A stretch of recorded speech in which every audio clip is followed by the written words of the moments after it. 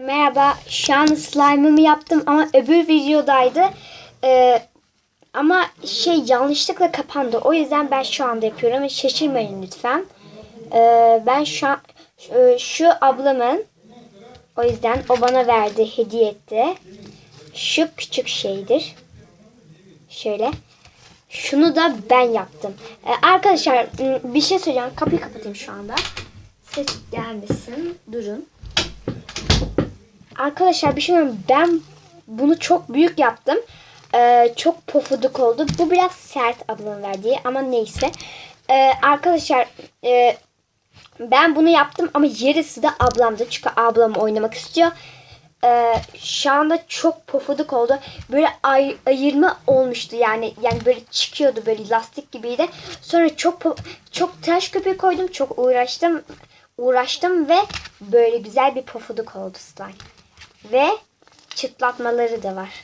Şu anda ben bunu uzatmak istiyorum. Böyle yapayım ilk önce ama olmuyor. Böyle. Böyle vurduğumda bir şey olmuyor. Çok pofuduk oldu. Şöyle. Ve çok Arkadaşlar bir de elimi yıkamadım. Çünkü böyle hale geldi. Çok da Allah'tan çok da bir şey olmadı. Şunları alayım böyle. Yani çok da boya olmadı. Arkadaşlar ben kırmızı kattım ama böyle güzel bir pembiş bir renk oldu. Şöyle göstereyim. Dur, ilk önce yuvarlak alayım ben böyle.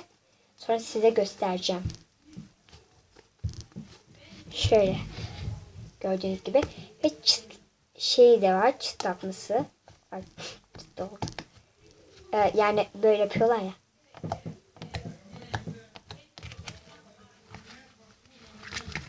Arkadaşlar uzatacağım ben şu anda. Şöyle. Biraz daha uzatayım.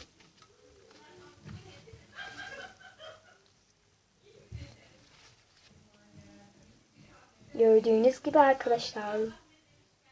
Şöyle. Şimdi ben bunu böyle alayım. Oo çok güzel. Oha arkadaşlar. Gördüğünüz gibi arkadaşlar böyle. Şimdi ablamınkine bakalım. Yani bu benim oldu. Ablamın ismi Ceylan. Benim ablam. Ve kardeşim var. Arkadaşlar kardeşimle video çekeceğim ama bilmiyorum. Belki de ablamla da video çekerim. Böyle gördüğünüz gibi. Ablamınki daha güzelmiş. Şimdi bunun çıtlatmasına bakalım. Arkadaşlar bir de benim 2 tane slime'ım yok. Yani bunlar benim ama benim slime koleksiyonlarım da var. Onu size videomla paylaşacağım. İçeride çok var bende. Sizinle paylaşacağım. Şu anda eğer beğendiyseniz videomu aşağıdaki tuşa basmayı unutmayın ve yorumlardan yazmayı unutmayın. Görüşürüz arkadaşlar. Bay bay.